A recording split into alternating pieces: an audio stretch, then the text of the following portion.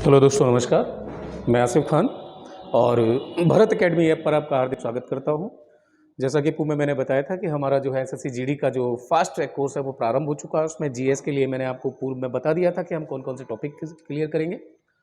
उसी में अगर हम बात करते हैं तो आज हमारी क्लास नंबर 1 है, स्टार्ट होती है। तैयार हो जाइए, प्रिपेयर हो जाइए, पेपर पेन हाथ में ले लीजिए, क्योंकि आज भी हम एक रॉकेट की तरह चलने वाले हैं, जिसमें बहुत सारी इंफॉर्मेशन, बहुत सारी जानकारी आपको मिलने वाली है। और इसी में आज की क्लास 1 है। तो क्लास 1 में जो है हमारा हिमालय की नदियां हैं, हिमालय से निकलने वाली जो नदियां हैं उसके बारे में पूर्व में हम डिस्कस कर चुके थे कि यहाँ से निकलने वाली जो नदियां हैं वो 3 नदियां महत्वपूर्ण हैं। उसमें पहली देखें तो सिंधु नदी तंत्र आता है, जिसे हम डिस्कस कर चुके हैं। नंबर 2 पे आता है जिसे हम कहते हैं गंगा नदी तंत्र, जो कि सबसे बड़ा नदी तंत्र है भारत का। नंबर 3 पे जो मैंने होल्ड किया था, नंबर 3 है हमारा ब्रह्मपुत्र नदी तंत्र। तो कुल मिलाकर के जो हिमालय नदी तंत्र है उसके अंदर हमारे 3 ही नदी तंत्र हैं। उनमें सिंधु नदी तंत्र हमारा कंप्लीट हुआ। आज हम गंगा नदी तंत्र पे बात करेंगे। तो गंगा नदी तंत्र को हम देखने से पहले देखेंगे कि जगह पड़ती है, और जगह का नाम है उत्तराखंड में गौमुख। ठीक, ये जगह है यूके।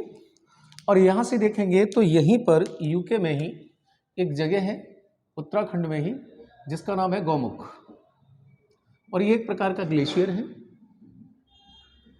गौमुख ग्लेशियर।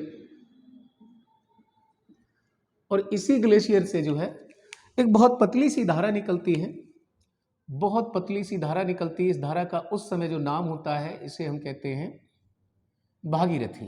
ठीक, ये जो धारा है इसका नाम है भागीरथी। ठीक, इसी के पास से एक नदी और आती है जिसका नाम है अलकनंदा। और अलकनंदा नदी में ही एक नदी इसकी सहायक और है जो यहाँ पे आकर के इसमें मिल जाती है। ठीक, यहाँ पे आके इसमें एक नदी और मिलती है जिसका नाम है मंदाकिनी। ठीक, यानी कि यहाँ पर देखेंगे तो अलकनंदा, ये अलकनंदा है और ये मंदाकिनी। यानी हम देख देते हैं तो एक तो हमारा संगम ये बनता है जहाँ पर देखते हैं अलकनंदा मंदाकिनी मिलती है। दूसरा संगम हमारा ये है जहाँ पर भागीरथी नदी में अलकनंदा और मंदाकिनी दोनों नदियाँ मिलती हैं। तो एग्जाम में यहाँ से प्रश्न करता है कई बार, तो जहाँ पर ये दोनों नदियाँ आपस में मिलती हैं वो संगम होता है। उस संगम को हम प्रयाग कहते हैं। जैसे गंगा यमुना सरस्वती तीनों का संगम है इलाहाबाद में, अब वर्तमान में उसे हम क्या कहते हैं, प्रयागराज। यानी सभी प्रयागों का जो राजा है वो प्रयागराज। तो ऐसे ही यहाँ इसको प्रयाग कहते हैं संगम को। तो यहाँ पर देखेंगे तो यहाँ पर जो संगम है उसका नाम है रुद्रप्रयाग। ये रुद्रप्रयाग है। इसके आगे आते हैं हम तो इस जगह का नाम है देवप्रयाग। ये देवप्रयाग है। और यहीं से गंगा जो है ये ऋषिकेश और हरिद्वार से थोड़ा सा 15 किलोमीटर लगभग ऊपर जगह है। और गंगा हरिद्वार के बाद मैदानी क्षेत्र में क्या कर जाती है, प्रवेश करती है, और अंततः जाकर के बांग्लादेश होते हुए और ये पश्चिम बंगाल की खाड़ी जो है, बंगाल की खाड़ी, उसमें एंट्री कर जाती है। तो सबसे पहले यदि हम गंगा की बात करें तो गंगा की जो कुल लंबाई है 2525 किलोमीटर। स्टेट्स की बात करें तो सबसे पहले ये कहाँ से होती है, यूके, फिर आती है ये यूपी, फिर आती है ये कहाँ पर, बिहार, कुछ हिस्सा इसका आ जाता है झारखंड, और उसके बाद में लास्ट में आती है ये वेस्ट बंगाल। यानी कि उत्तर प्रदेश, उत्तराखंड, बिहार, झारखंड, पश्चिम बंगाल। तो गंगा द्रोणी या गंगा नदी घाटी है, उसका जो विकास है वो कुल मिलाकर के भारत के 5 स्टेट्स में है, उत्तराखंड, उत्तर प्रदेश, बिहार, झारखंड और पश्चिम बंगाल। अब यहीं से एग्जामिनर क्वेश्चन पुटअप कर देता है कई बार में कि गंगा की सबसे अधिक लंबाई किस राज्य में है, तो उस राज्य का नाम क्या है, उत्तर प्रदेश है। फिर बोलता है कि ये बताइए कि निम्नलिखित में से कौन सा एक राज्य है जिससे गंगा होकर प्रवाहित नहीं होती। तो वहां पे विकल्प जो उसके पास बहुत सारे हैं, तो वहीं पर रखता बिहार, यूपी, उत्तराखंड और हिमाचल प्रदेश। तो इस प्रकार से है वाले और नहीं वाले प्रश्न भी बन जाते हैं। तो गंगा की कुल लंबाई आपने देखा, पहला फैक्ट हमारा कितना है, 2525 किलोमीटर है। उसके बाद में आपको बताऊं तो 2008 में गंगा को राष्ट्रीय नदी का दर्जा दिया गया। इसके बाद में देखें इसी में एक जीव पाया जाता है जिसका नाम है डॉल्फिन। और डॉल्फिन को आप बात करें तो 2009 में राष्ट्रीय जलीय जीव घोषित कर दिया गया। ठीक, यानी यहाँ देखा हमने कि गंगा को कुल लंबाई 2525 किलोमीटर 2008 में इसे राष्ट्रीय नदी घोषित किया गया। गंगा में ही एक जीव पाया जाता है जिसका नाम डॉल्फिन है, पश्चिम बंगाल में इसको सूस कहते हैं। और इसको जो है 2009 में हमने अपना राष्ट्रीय जलीय जीव, राष्ट्रीय जलीय जीव नहीं है, राष्ट्रीय जलीय जीव घोषित कर दिया। ठीक, सबसे अधिक यूपी के लगभग आपसे बात करें तो 27 जिले ऐसे हैं जिनसे होकर के गंगा नदी प्रवाहित होती है। फिर आप पश्चिम बंगाल में देखेंगे तो पश्चिम बंगाल में जगह पड़ती है यहां पर जिसका नाम है हल्दिया, और यहां उत्तर प्रदेश में जो जगह पड़ती है उसको हम कहते हैं प्रयागराज। प्रयागराज, तो हल्दिया से प्रयागराज तक हमने जो घोषित किया है वो हमारा राष्ट्रीय जलीय मार्ग 1, यानी कि भारत का नेशनल वाटर हाईवे नंबर 1, जो कि भारत के 3 राज्यों में प्रभावित होता है, मुख्य रूप से उत्तर प्रदेश, बिहार और पश्चिम बंगाल में, और इसी को हमने राष्ट्रीय जलीय मार्ग घोषित कर दिया। अब यहां से आपके पास में कई सारे फैक्ट हो गए। 2008 में गंगा राष्ट्रीय नदी, गंगा में पाई जाने वाली डॉल्फिन को 2009 में राष्ट्रीय जलीय जीव, इलाहाबाद से लेकर हल्दिया तक राष्ट्रीय जलमार्ग संख्या 1 घोषित कर दिया। ठीक, तो ये बिल्कुल बेसिक सी थी हमारे पास में जानकारी। और दूसरा फैक्ट देखेंगे तो गंगा नदी घाटी में ही भारत की सबसे बड़ी जनसंख्या का निवास है। इतना ही नहीं, सर्वाधिक जनसंख्या घनत्व भी इसी नदी घाटी में मिलेगा आपको। अब हम जब बात करेंगे तो हम थोड़ा सा इतर चलेंगे और हम देखेंगे कि गंगा की कुछ सहायक नदियां हैं। ठीक, तो गंगा की जो सहायक नदियां उनमें सबसे पहले जो नदी आती है तो इधर से आएंगी। ये दिशा कौन सी है? ये दिशा है दोस्तों नॉर्थ। अब नॉर्थ से जो नदी आएंगी वो सब हिमालय से निकल के आई होंगी। तो नॉर्थ से जो पहली नदी आकर के गंगा में मिलती है उसका नाम है यहां पर रामगंगा।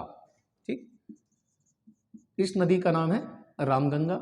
उसके बाद में दूसरी नदी मिलती आकर के जिसका नाम है शारदा। शारदा या कहीं कहीं पर इसको काली भी कहते हैं। एक नदी और आकर के मिलती है इसमें, और इस नदी को जो हम जानते हैं जिस नाम से वो है सरयू या घग्गर। अयोध्या इसी नदी के तट पर है। एक नदी और मिलती है आकर के जिसका नाम है राप्ती। राप्ती है, और राप्ती के बाद एक नदी और आकर के मिलती है जिसका नाम है घग्गर, और घग्गर के बाद में एक नदी और आकर के मिलती है जिसका नाम है बिहार का शोक कोशी, और कोशी के बाद एक नदी और आकर के मिलती है जिसका नाम है महानंदा। तो आप देखते हैं कि ये नदियां पश्चिम से पूर्व की ओर ऐसी नदियां हैं जो आकर के मिलती हैं किसमें? गंगा नदी में। ठीक, तो कई बार सहायक नदियों से भी प्रश्न आता है, और सहायक नदियों से जो प्रश्न आता है वो प्रश्न सबसे बड़ा ये होता है कि आपसे पूछ ले कि गंगा की सबसे बड़ी सहायक नदी कौन सी है। तो जैसे ये गोमुख से निकलती है, ऐसे यहाँ पर एक बंदर पूंछ नामक स्थान है कालिंदी कुंज के पास, और वहां से एक नदी निकलती है। इस नदी का नाम है यमुना। यमुना, और ये बांग्लादेश में गंगा जब जाती है तो इसका नाम हो जाता है, इसका नाम हो जाता है पद्मा। ठीक, अब देखते हैं हम, तो हमारे यहां पर सबसे पहले क्या होती है? भागीरथी। भागीरथी से नाम क्या होता है? गंगा, और गंगा के बाद में इसका नाम क्या हो जाता है? पद्मा। ठीक, तो गंगा के 3 नाम, उत्तराखंड में भागीरथी, उत्तर प्रदेश, बिहार, झारखंड में हो जाती है ये और बंगाल में जो है गंगा, और जैसे ये बांग्लादेश में पहुंचती है नीचे जाकर के तो वहां इसका नाम हो जाता है पद्मा। ठीक, इसके अतिरिक्त यदि हम बात करें तो ये यमुना है। तो गंगा की सबसे बड़ी सहायक नदी जो है उसका नाम क्या है? यमुना है। कुछ यमुना की भी सहायक है लेकिन वो बहुत ज़्यादा डेप्थ का है। तो जैसे यमुना में आप सहायक नदियों के रूप में देखेंगे तो यमुना की सबसे बड़ी सहायक नदी है जिसका नाम है हिंडन। ठीक, हिंडन के बाद में देखते हैं तो यमुना की एक है चंबल, सिंध, बेतवा, कैन, पुनपुन, टॉन्स। ये नदियां जो है वो यमुना की सहायक है।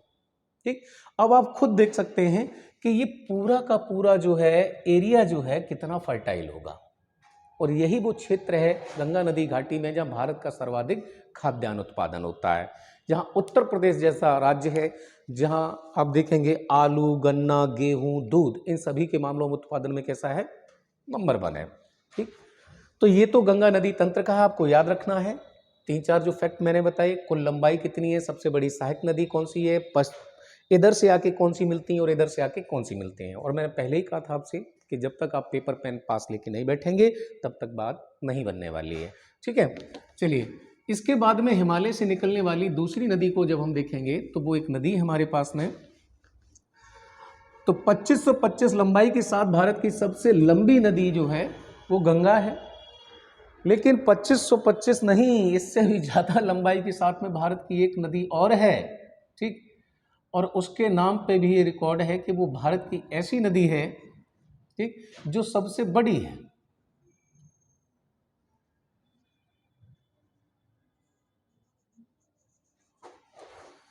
इस वाले एरिया को जब हम देखेंगे तो हम पाएंगे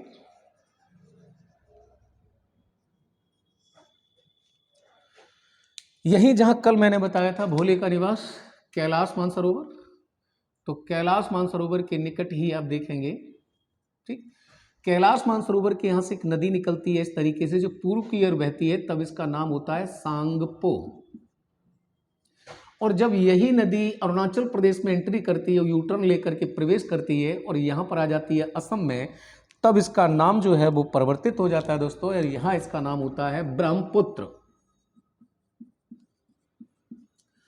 यहाँ इसका नाम है ब्रह्मपुत्र। उसके बाद में ये नदी 2 राज्यों में बहती है, यानी ब्रह्मपुत्र नदी केवल 2 राज्यों में बहती है, अरुणाचल प्रदेश और असम, केवल 2 स्टेट्स में है। उसके बाद में ये असम से ही एंट्री मार जाती है, कहाँ पर, बांग्लादेश में। और इधर से अभी आपने देखी थी कौन सी आई थी, गंगा। अब यहां पर जब ये आती है तो इसका नाम हो जाता है बांग्लादेश में जमुना, नॉट यमुना, ठीक। अब इधर जमुना है और इधर कौन सी है, पद्मा है। ये दोनों ही मिलकर के विश्व का सबसे बड़ा नदी डेल्टा बंगाल की खाड़ी में बनाते हैं, जिसका नाम है सुंदरबन। ये सुंदरबन का डेल्टा है, ठीक। ये दोनों ही नदियां मिलकर के बना देती हैं जिसे हम कहते हैं सुंदरबन का डेल्टा। यानी कि एक इसमें महत्वपूर्ण भूमिका निभाती है कौन सी, गंगा, और दूसरी तरफ इसमें सबसे महत्वपूर्ण भूमिका निभाती है वो है ब्रह्मपुत्र नदी। अब हम देखते हैं तो आपको लोकेशन पता चली कि ब्रह्मपुत्र नदी यहाँ तिब्बत के कैलाश मानसरोवर से निकलती है, पूर्व की ओर बहती है और यू टर्न लेती है, और यू टर्न लेने के बाद में ये नदी प्रवेश करती है अरुणाचल प्रदेश में, और उसके बाद में ये प्रवेश करती है कहाँ पर, असम में। और असम में जैसे ही एंट्री करती है तो इसका नाम हो जाता है वहां पर दोस्तों ब्रह्मपुत्र, ठीक। चलिए, अब हम इससे कुछ फैक्ट हैं उनको देख लेते हैं, इससे रिलेटेड कुछ फैक्ट हैं उनको हम देखते हैं और उन पर चर्चा करते हैं थोड़ी सी। तो सबसे पहले फैक्ट देखते हैं, तो जो नदी हमारी हिमालय नदी तंत्र की जो तीसरी नदी है, उस नदी का नाम है ब्रह्मपुत्र नदी। और इस नदी को देखेंगे तो इसका पहला जो फैक्ट बनता है, तो पहला फैक्ट ये है कि यह सबसे बड़ी नदी है, सबसे बड़ी नदी, ठीक। अब सबसे बड़ी और सबसे लंबी में अंतर है। गंगा 2525 किलोमीटर की लंबाई के साथ सबसे लंबी नदी है। बड़ी का मतलब ये होता है जिसमें चौड़ाई ज़्यादा हो और जल ग्रहण की जिसमें नदी में क्षमता ज़्यादा होती है, उसे हम क्या कहते हैं, बड़ी नदी, ठीक। अब आप ऐसे अंदाज लगा सकते हैं कि ब्रह्मपुत्र नदी कई कई जगह तो 10 किलोमीटर तक चौड़ी हो जाती है। आप सोच के देखिए कि एक नदी, भाई आपने नहर देखी, नाले देखे, बम्बे देखे, नदी भी देखी, कितनी चौड़ी हो सकती है। अरे 1 किलोमीटर 2 किलोमीटर मायने रखता है, लेकिन कोई नदी कितनी हो जाए जो 10 किलोमीटर तक चौड़ी होगी, तो आप सोच सकते हैं कि ये भारत की सबसे बड़ी नदी है। दूसरी चीज, ये भारत के केवल 2 राज्यों से बहती है, और वो राज्य कौन से हैं, एक तो है अरुणाचल और दूसरा है असम। केवल 2 ही राज्यों से बहती है, अरुणाचल प्रदेश और असम से। यही नदी अरुणाचल प्रदेश में सबसे बड़ा नदी मुहाना बनाती, सबसे बड़ा नदी द्वीप बनाती है, जिसका नाम है माजुली। यह नदी विश्व का सबसे बड़ा नदी द्वीप माजुली इसका निर्माण करती है, और माजुली जो है वो कहां पर है, वो असम में है, और यह विश्व का सबसे बड़ा नदी द्वीप है। विश्व का सबसे बड़ा नदी द्वीप। ठीक, होता क्या है कि ये नदी जब असम में बहती है तो ये आगे चल करके 10 किलोमीटर जहाँ चौड़ी होती है तो दो भागों में बट जाती है।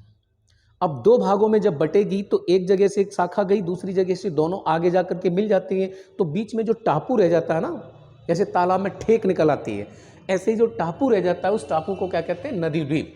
तो उसका नाम क्या है? माजुली, और ये विश्व का सबसे बड़ा नदी द्वीप है। इसके बाद यदि हम बात करें ब्रह्मपुत्र की, तो ब्रह्मपुत्र के बारे में आपको पहले, सबसे बड़ी नदी है, अरुणाचल प्रदेश असम से बहती है, नदी द्वीप माजुली असम में है और विश्व का सबसे बड़ा नदी द्वीप है।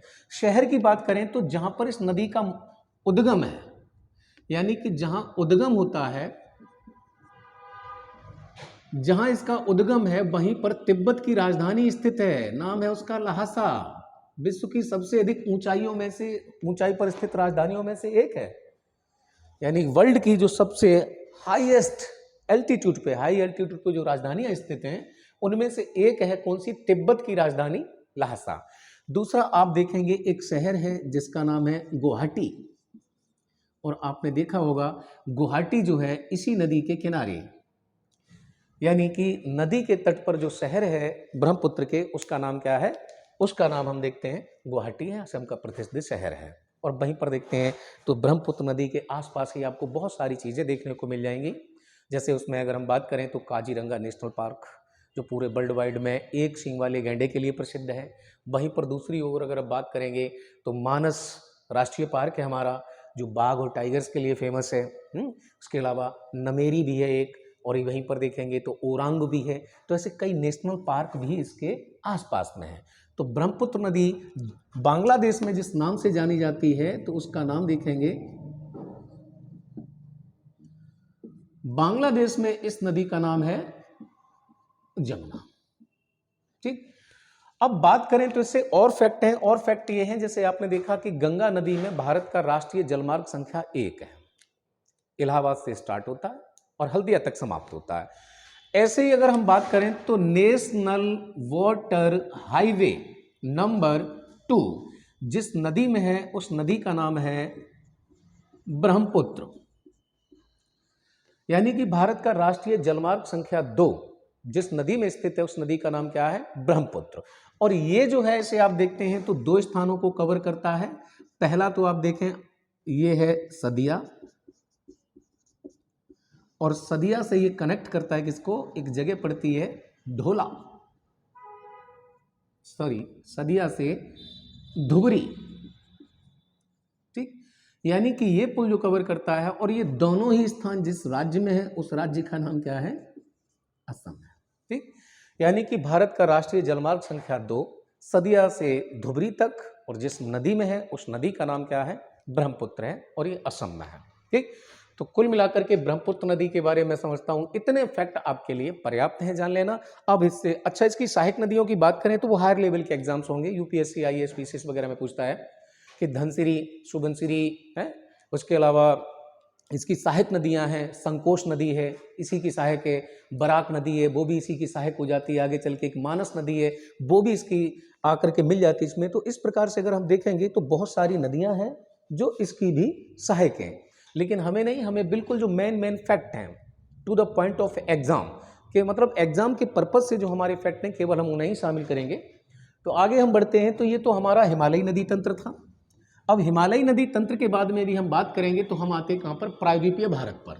ठीक, यानी कि प्रायद्वीपीय भारत की नदियाँ, या फिर जो नदियाँ भारत की मध्य उच्च भूमि या पठारी भाग से निकलती हैं, यानी कि सेकेंड टर्न हमारा जो रहेगा वो हमारा टर्न है ये वाला। ठीक, यानी कि हम गुजरात से स्टार्ट करेंगे,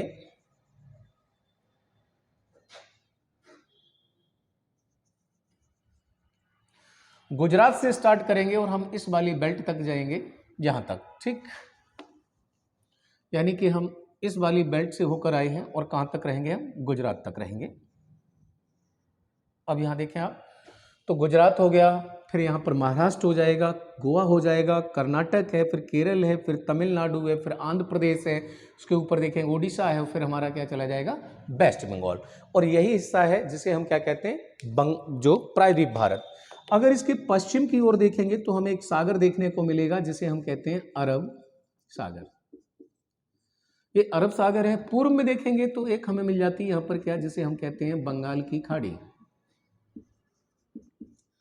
पूर्व की दिशा में हम जाते हैं तो हमें क्या मिलती है, बंगाल की खाड़ी। और नीचे जाते हैं तो हमें क्या मिलता है, हिंद महासागर। हिंद महासागर।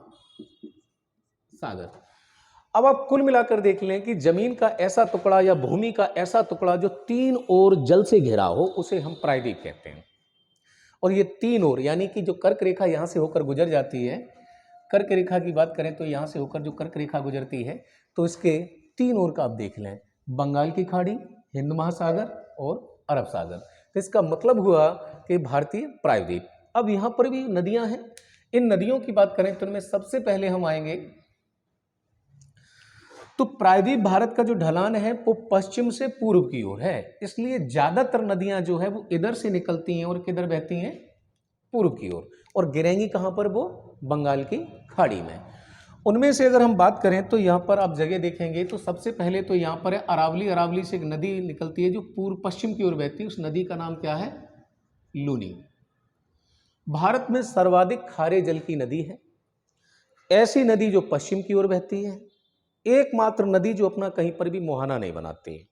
मुहाना उसे कहते हैं कि कोई ना कोई नदी जो है किसी न किसी सागर या महासागर में जाके गिरती है, लेकिन ये मात्र एक ऐसी नदी है जो किसी सागर या महासागर में न गिर के यहाँ पर जो आप देखते हैं ये कच्छ का रण है, मतलब एक प्रकार से मरुस्थल है, और उसमें जाकर के ये नदी अपने आप को विलुप्त कर देती है, समा जाती है, खो जाती है उसी मरुस्थल में, उसी कच्छ के रण में। उसके बाद में देखें भारत में ही एक ऐसी नदी है प्रायद्वीप की जो कर्क रेखा को दो बार काटती है, उस नदी का नाम है माही। यानी कि हमने देखा यहां पर ये जो है हमारी कर्क रेखा है और कर्क रेखा को दो बार जो काटती है उस नदी का नाम क्या है, माही। और ये विश्व की एकमात्र नदी है जो कर्क रेखा को दो बार काटती है, माही नदी। फिर यहीं पर हम नीचे आते हैं तो प्रायद्वीप भारत में नदी और देखेंगे आप, प्रायद्वीप भारत में और नदी देखेंगे। उस नदी में आप देखेंगे तो एक नदी है यहाँ पर जो बहती है पश्चिम की ओर, नर्मदा, और एक नदी और है जिसका नाम क्या है, ताप्ती। ठीक, तो नर्मदा, जी हाँ वही नर्मदा जिस पर सरदार सरोवर बांध बना हुआ है, और ताप्ती। यानी नर्मदा और ताप्ती दोनों ही ऐसी नदियां हैं जो भ्रंश घाटी से होकर बहती हैं। आप नोट करें तो ठीक है, नहीं तो हमारे डिस्क्रिप्शन लिंक में इसका जो है पीडीएफ पड़ा हुआ है, आप उसको डाउनलोड कर सकते हैं और उससे पूरी इंफॉर्मेशन मिलेगी। बट ऑन मैप में आपको यहाँ पर क्लैरिफाई करना चाहता हूँ। तो नर्मदा और ताप्ती दो नदियां भ्रंश घाटी है। बोलेंगे भ्रंश घाटी क्या होती है, तो दो पर्वतों के बीच की जो घाटी होती है उससे होकर बहते हैं, तो उसको हम क्या कहते हैं, भ्रंश घाटी। तो एक तो नर्मदा है और दूसरी कौन सी है, ताप्ती है। ये भ्रंश घाटी से होकर बहती हैं और दोनों ही पश्चिम की ओर बहती हैं और दोनों ही कहाँ गिरती हैं, अरब सागर में। यानी कि फैक्ट हुए आपके पास में कई एकत्रित। सबसे पहले देखें तो एक नदी है जिसका नाम क्या है, लूनी, सर्वाधिक खारे जल की,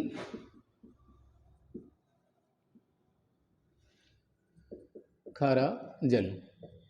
ये पीसीएस से लेकर के और ग्रुप डी तक रेलवे एग्जाम में क्वेश्चन आया हुआ है। आने के पीछे का सबसे बड़ा फैक्ट ये था कि ज्यादातर नदी हैं या झीलें हैं उनका पानी जो होता है वो कैसा होता है, मृदु जल होता है या ताजा जल होता है। लेकिन उसमें भी आप उठा करके देखेंगे तो सभी नदियां जो है ज्यादातर फ्रेश वाटर लेक्स होती हैं। पर ये नदी ऐसी है, राजस्थान में आप देखते हैं रेत है बहुत ज्यादा, पानी का वेपोरेशन ज्यादा होता है, तो खनिज लवण जो है वो सैलिनिटी जो है इसमें ज्यादा बढ़ जाती है। तो लूनी नदी सर्वाधिक खारा है इसका। दूसरा फैक्ट इसका ये था, मुहाना नहीं बनाती। बोले मुहाना नहीं बनाती तो जाती कहां है, बोले कच्छ के रण में। कच्छ के रण में विलुप्त हो जाती है। कच्छ के रण में ये नदी विलुप्त हो जाती है। यहां से तीन फैक्ट याद रखेंगे कि सर्वाधिक खारा जल है, भारत की एकमात्र नदी जो कहीं मुहाना नहीं बनाती है। बोले मुहाना नहीं बनाती तो जाती कहां है, तो कच्छ के रण में ये विलुप्त हो जाती है अपने आप। ठीक, इसके बाद में देखें दूसरी नदी मैंने आपको बताई थी यहाँ पर माही, और माही के बारे में मैंने आपसे कहा था कि माही नदी कर्क रेखा को 2 बार काटती है। ठीक, उसके बाद में आप देखेंगे तो यहाँ से है कौन सी, नर्मदा, और एक कौन सी है, ताप्ती। ठीक, इन दोनों नदियों के बारे में फैक्ट है कि ये पश्चिम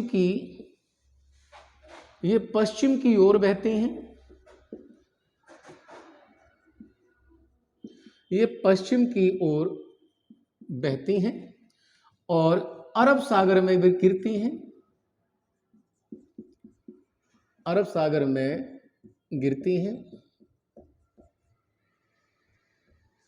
पश्चिम की ओर बहती हैं और अरब सागर में गिरती हैं। और सबसे बड़ी बात यह कि दोनों ही भ्रंश घाटी, रिफ्ट वैली, दोनों ही नदियां भ्रंश घाटी से होकर बहती हैं, भ्रंश घाटी से होकर बहती हैं। यानी आपके पास फैक्ट है नर्मदा और ताप्ती के बारे में, पिछले एसएससी जीडी में से पूछ लिया गया था 2021 वाले में कि कौन सी 2 नदियां हैं जो पश्चिम की ओर बहती हैं और समानांतर बहती हैं। तो आप देखेंगे एक कौन सी है, नर्मदा, और दूसरी कौन सी है, ताप्ती। वहीं से आपसे नर्मदा से एक फैक्ट आपको याद रखना नर्मदा से, और वो फैक्ट ये है कि सरदार सरोवर परियोजना इसी नदी पर है, सरदार सरोवर बांध। ठीक, सरदार सरोवर बांध जो है वो नर्मदा नदी पर ही है, और ये प्रकृति का बहुत बड़ा मैटर था।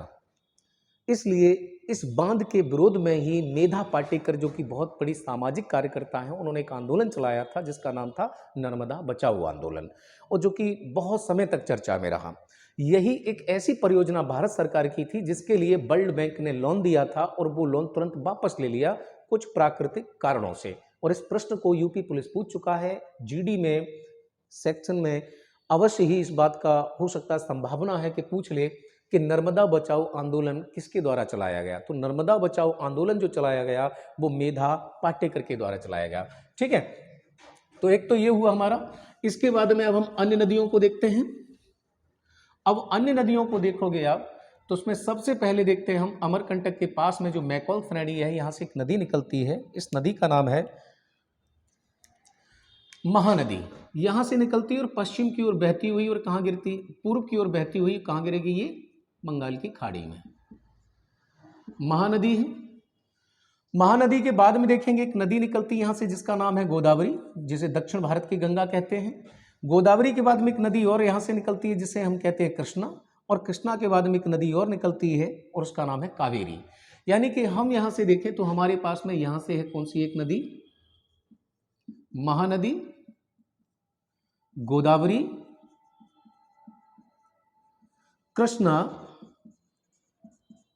और कावेरी। अब देखें पूर्व की ओर बहने वाले हैं। अभी अभी तो मैंने कहा था कि ज़्यादातर नदियां जो है वो किधर बहती हैं, वो ज़्यादातर भारत की नदियां जो है पूर्व की ओर बहती हैं, लेकिन इसके अलावा भी हैं। जैसे एक नदी देखेंगे, यहाँ से नदी निकलती है झारखंड में छोटा नागपुर पठार से और उड़ीसा में आके गिर जाती है। इस नदी का नाम क्या है, स्वर्णरेखा। यह नदी जो है वो स्वर्णरेखा है, जमशेदपुर इसी नदी के तट पर है, स्वर्णरेखा है। इसके अलावा देखेंगे ब्राह्मणी है, बैतरणी है, तैलई है। तो बहुत सारी नदियां हैं जो किधर की ओर बहती हैं, पूर्व की ओर बहती हैं और बंगाल की खाड़ी में गिरती हैं, जिनमें एक आपके लिए जो महत्वपूर्ण है वो महानदी है और स्वर्णरेखा। क्योंकि स्वर्णरेखा इसलिए क्योंकि स्वर्णरेखा नदी बंगाल और उड़ीसा, पश्चिम बंगाल और उड़ीसा के बाद में एक नेचुरल बाउंड्री लाइन का काम करती है, अलग कर देती है, और ये निकलती है छोटा नागपुर पठार से। और सिर्फ इतना ही नहीं, यही नदी कहीं ना कहीं डिवाइडेड कर देती है। छोटा नागपुर पठार से एक नदी और निकलती है जिसका नाम है दामोदर, और दामोदर नदी को पश्चिम बंगाल का शोक कहा जाता है। और जो दामोदर नदी है वो क्या कहते हैं, कोयले के लिए बड़ा प्रसिद्ध है। भारत का जो है बहुत बड़ा कोयला भंडार जो है दामोदर नदी घाटी का जो क्षेत्र है वहाँ पर स्थित है। तो कुल मिलाकर के स्वर्ण रेखा है, महानदी है, गोदावरी है, कृष्णा है और कावेरी है। अब छोटी छोटी फैक्ट अगर हम देखेंगे तो कुछ फैक्ट में अगर आप यहाँ पे आएंगे तो महानदी, अब महानदी को जब आप देखोगे तो महानदी पर भारत का सबसे लंबा बांध, सबसे लंबा बांध हीराकुंड, भारत का सबसे लंबा नदी बांध हीराकुंड इस नदी पर ही स्थित है और जहां जिस राज्य में उसका नाम है उड़ीसा और 4.8 किलोमीटर इसकी जो है लेंथ है। यानी भारत का सबसे लंबा नदी बांध जो है हीराकुंड इसी नदी के तट पर है, इसी नदी पर बनाया गया है उसे, और जिस राज्य में बना उसका नाम उड़ीसा है। गोदावरी नदी के लिए कहा जाता है कि यह प्रायद्वीप भारत की सबसे लंबी नदी है, यानी कि प्रायद्वीप भारत की सबसे लंबी नदी, सबसे लंबी नदी है और इसे ही हम दक्षिण की गंगा कहते हैं। दक्षिण की गंगा यानी कि प्रायद्वीप भारत की गंगा या फिर दक्षिण की गंगा, क्योंकि ये प्रायद्वीप भारत में सबसे लंबी नदी है, जो कि आप देखेंगे यहां से निकलती है। महाराष्ट्र के पास में एक जगह है, नाम है उसका त्र्यंबकम। ऐसे ही जहां से कृष्णा निकलती है उस जगह का नाम है, नासिक के समीप महाराष्ट्र में जगह है महाबलेश्वर। और ऐसे ही एक नदी निकलती है कावेरी, और इस नाम का जो जगह है ये है ब्रह्मागिरी कर्नाटक। ठीक, तो आप देखेंगे ब्रह्मागिरी से निकलती है ये, महाबलेश्वर से निकलती है ये, और गोदावरी का जो उद्गम है वो त्र्यंबकम से है। अब कृष्णा की एक सहायक नदी है, कृष्णा नदी की एक सहायक नदी है जिसे कहते हैं पैनगंगा, और कृष्णा की एक सहायक नदी है जिसका नाम है तुंगभद्रा। ये तुंगभद्रा है, तुंगभद्रा नदी है। ठीक, और तुंगभद्रा नदी के तट पर ही भारत का बड़ा ऐतिहासिक स्थल स्थित था जिसका नाम था हम्पी, और हम्पी विजयनगर साम्राज्य की राजधानी हुआ करता था। कावेरी को अगर हम देखते हैं तो दक्षिण भारत की एकमात्र ऐसी नदी जो सदा नीरा है, यानी कि दक्षिण भारत की एकमात्र नदी जो सदा नीरा है, यानी वर्ष भर पानी बहता है, और यह 3 राज्यों के बीच विवादित है। 3 राज्यों के मध्य यह नदी विवादित है। ठीक, तो ये नदियों से बिल्कुल बेसिक सा फैक्ट था जिसको आपको बहुत स्पीड से, जो मेन फैक्ट है मैंने पूरा निचोड़ दिया आपको, और ऑन मैप आपको मैंने पूरा समझाया। इस पर आप अपना बहुत अच्छी तरीके से फोकस करें, और हमारी जो क्लास नंबर 2 होगी उसमें नदियों से विभिन्न तथ्य होंगे, और उसी के साथ में हम झीलों को कवर करवाएंगे, और झीलों के साथ साथ जो वाटरफॉल्स है और नदी घाटी परियोजनाएं हैं उन्हें बहुत रॉकेट के हिसाब से हम प्रारंभ करेंगे। ठीक है, और इस पर बड़ा ध्यान दें, और पेपर पेन हमेशा साथ लेके बैठे ताकि आप इसको नोट डाउन कर सकें। ओके, जय हिंद।